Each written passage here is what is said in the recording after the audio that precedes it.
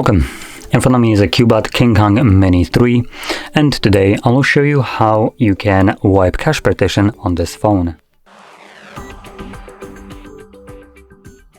So before you get started, you will need to grab a cable for this, and you want to have it plugged into your computer. Now it does need to be plugged into your computer and not, for instance, as into a charger. Once you have that, you can then connect it, or we can actually do that later.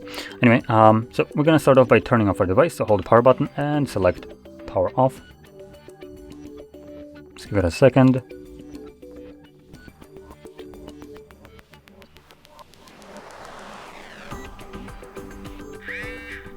Okay, so it's off now.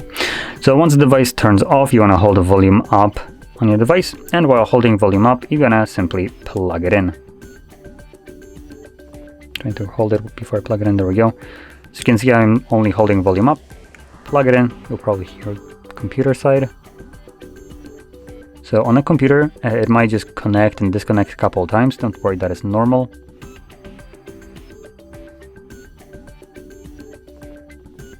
After a moment, we should have a boot mode show up. There we go.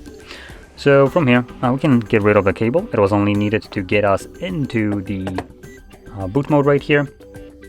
Next, using volume up, you want to select actually the first option, which is for me right now selected, but if for you just scroll down already, you can just kind of keep pressing volume up till you see the arrow, this one right here, jump all the way to the top, and then press volume down to confirm it. From here, using volume buttons, now you can use both of them, either up or down, to navigate respectively. You want to select or wipe cache partition, confirm it with the power button, select yes, can confirm that. As you can see at the bottom, you will see cache wipe complete, and reboot system now will be selected by default, so press the power button once more to initiate the reboot. And as you can see, we are now back in Android.